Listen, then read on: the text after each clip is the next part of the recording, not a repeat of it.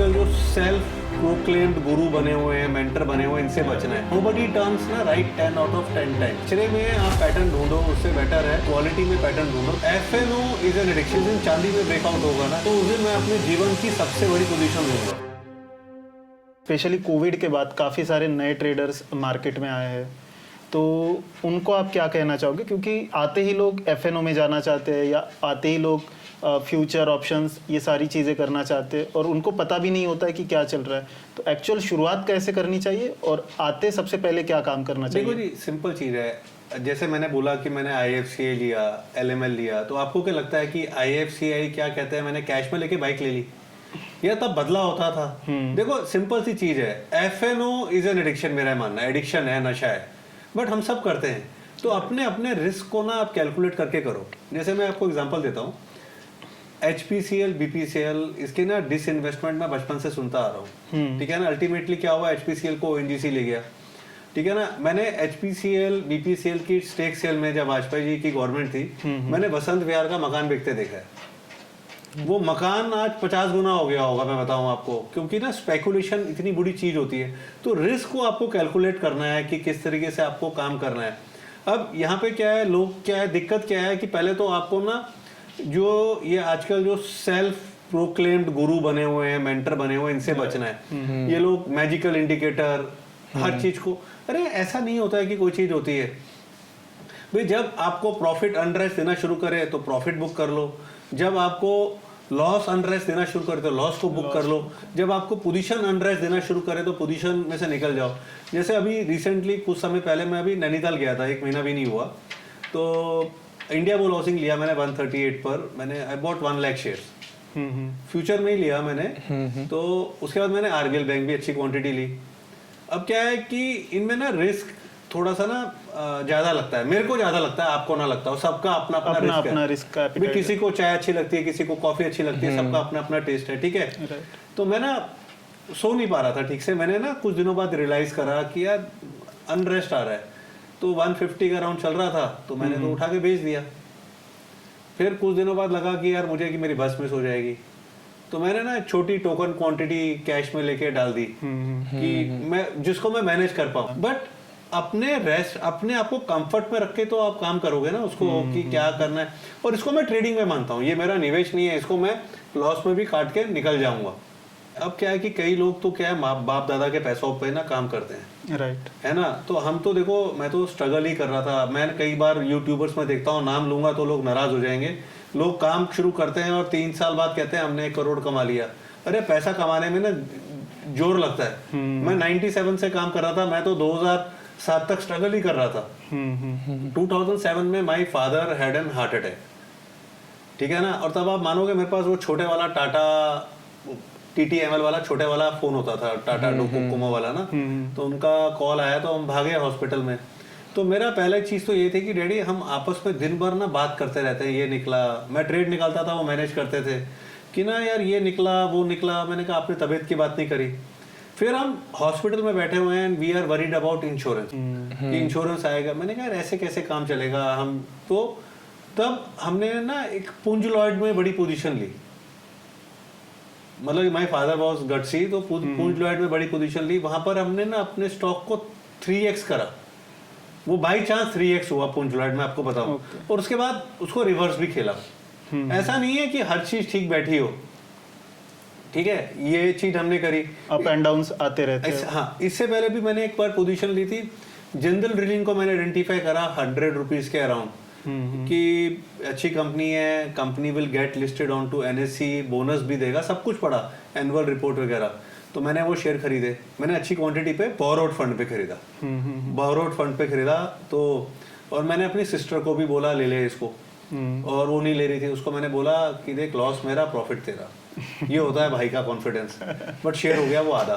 तो मैं बड़ा खुश कि मेरी सिस्टर ने बड़ी कम क्वांटिटी ली है। बट वो स्टॉक में 3x हुआ, वहां से रिकवर हो, वहां रिकवर हुआ, स्टॉक 3x हुआ। तो अपनी कन्विक्शन थी, अपनी रिसर्च थी, बोरोड रिसर्च नहीं थी।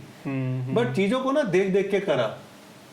फिर एक ऐसे हमने JP पावर आइडेंटिफाई करा, 20-22 रुपए पे 56 रुपए तक गया था। तो उस टाइम पे ना 2-3 लीवरेज पोजीशन से तंग करा था, तो वहां पे हमने लीवरेज नहीं लिया था। तो लीवरेज नॉन लीवरेज सब कुछ लेके मतलब कि इस तरीके से काम करा है, बट पोजीशंस तो डालनी पड़ती है ना। राइट, मैंने तो कोविड के बाद भी लीवरेज पोजीशन ली थी। तो वो लेना पड़ता है अब। हाँ, लीवरेज पोजीशन लेना पड़ता है। आप नहीं लोगे तो कैसे काम चलेगा, मेरे को बताओ ना भाई। आपको और कोई साधन आता हो तो मेरे को बताओ आप। मुझे तो पैसा चाहिए क्विक। अगर मुझे कोई चीज समझ में आ रही है तो मेरा बड़ा सिंपल सा रूल है, मुझे ना डिप्रेशन होगा, मुझे नींद नहीं आएगी अगर मैं नहीं लूंगा तो।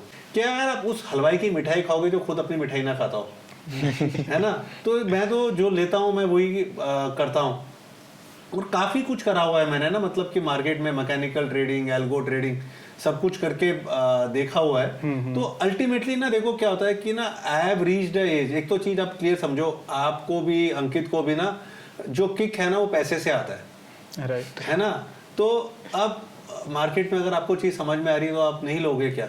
और दूसरा क्या है कि मेरे को ना मजा आता है अगर कोई चीज मैं आइडेंटिफाई कर रहा हूँ और वो परफॉर्म कर रही है तो ना। अब क्या है कि बट होता क्या है कि नोबडी टर्न्स ना राइट 10 आउट ऑफ 10 टाइम्स। आप गलत भी निकलोगे तो you need to manage your risk. तो मैं को कई लोग बोलते हैं कि यार, तो मैं कहता हूँ मैं बता दूंगा, बट मैं आपको बताऊंगा मैंने लिया तो आपको नुकसान हो जाएगा, क्योंकि मैं तो पागलों जैसे चीज को लेता हूँ।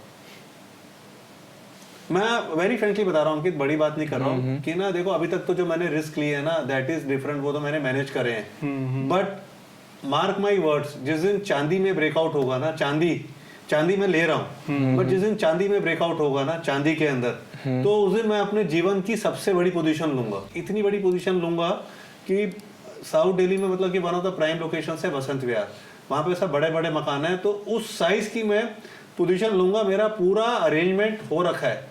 द ओनली थिंग इज कि मेरे को मेरी वाइफ को साइन करना है और मैं पोजीशन लूंगा। रीजन क्या है कि अगर मैंने चांदी में भी पोजीशन नहीं ली, चांदी में मेरा मानना है जितना बड़ा एसिड क्लास उतना कम फेलियर रेट। फेलियर तो हो सकता है बिल्कुल, तो मैं चांदी में पोजीशन लूंगा। और इतना कॉन्फिडेंस क्यों? उसके पीछे का एनालिसिस क्या है? एनालिसिस तो देखो चार्ट ही है। एनालिसिस ये है कि देखो चांदी, देखो आप एक बार को निफ्टी को फील कर सकते हो पैटर्न को कि डाउ जोन्स हैवी हो जाएगा। क्या आप डाउ जोन्स के पैटर्न को फील कर सकते हो? क्या आप नैस्डैक के पैटर्न को फील कर सकते हो? ठीक है, क्या आप क्रूड के पैटर्न को फील कर सकते हो जिसको जीरो कर देते हैं लोग? तो चांदी तो 10 सालों से चला ही नहीं है भाई।